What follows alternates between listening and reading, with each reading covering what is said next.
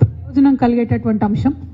పైగా బీసీ అంటే ఒకటే కులం కాదు, అందులో 112 పైచిలకు నోటిఫైడ్ కులాలు మన తెలంగాణ సమాజంలోనే ఉన్నాయి. మరి ప్రతిరోజు 40 మందికి మాట్లాడే అవకాశం ఇచ్చినా కూడా 3 రోజులు కనీసంగా అన్ని కమ్యూనిటీసు తమ తమ బాధలను, తమకున్నటువంటి సమస్యలను, రిజర్వేషన్ రావడం వల్ల మాకేం లాభం జరుగుతుంది అనేటటువంటి అంశాలను కూడా చెప్పేటటువంటి ఆస్కారం ఉంటుంది. కాబట్టి 72 గంటల పాటు నిరంతరాయంగా ఈ కార్యక్రమాన్ని కొనసాగించాలనేటటువంటి ఒక మహత్తరమైన సంకల్పంతో ప్రభుత్వాన్ని మేము పర్మిషన్ అడగడం జరిగింది.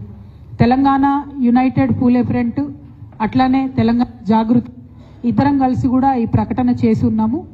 మరి అన్ని కుల సంఘాల మద్దతు చేస్తున్నటువంటి ఈ కార్యక్రమానికి ప్రభుత్వం ఇప్పటి వరకు కూడా పర్మిషన్ విషయంలో స్పష్టత ఇవ్వలేదు.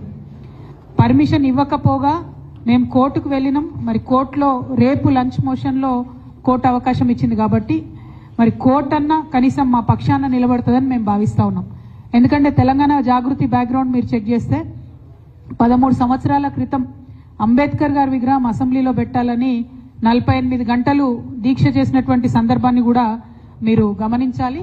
అదేవిధంగా ఎప్పుడు తెలంగాణ జాగృతి పక్షాన ఏ కార్యక్రమం చేసినా శాంతియుతంగా చేసినాం. ఎక్కడా కూడా ప్రభుత్వం కానీ కోర్టు కానీ ఇచ్చినటువంటి గైడ్ లైన్స్ ని మేము వైలేషన్ లేకుండా చేయడం జరిగింది. కాబట్టి ప్రభుత్వం సానుకూల దృక్పథంతో మాకు అవకాశం ఇవ్వాలని చెప్పి మళ్ళీ ఒకసారి డిమాండ్ చేస్తా ఉన్నాం.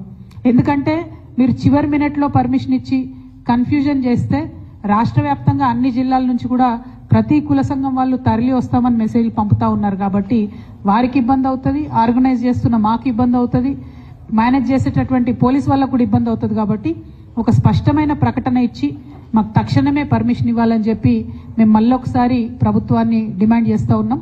72 గంటలు నీళ్లు తాగకుండా, అన్నం తినకుండా మేము అనేక మందిని కూడా దీక్ష కూర్చుంటాం. కాబట్టి మద్దతు ఇవ్వాలి. ఇది గాంధేయ మార్గంలో చేసేటటువంటి దీక్ష, బీసీల సమస్యలను ప్రపంచం ముందు హైలైట్ చేసేటటువంటి దీక్ష. కాబట్టి పర్మిషన్ ఇవ్వాలని ప్రభుత్వాన్ని నేను మరొకసారి డిమాండ్ చేస్తూ united Phule front co convener, coordinator Alakunta Hari గారిని మాట్లాడవలసిన కోరుతున్నాను.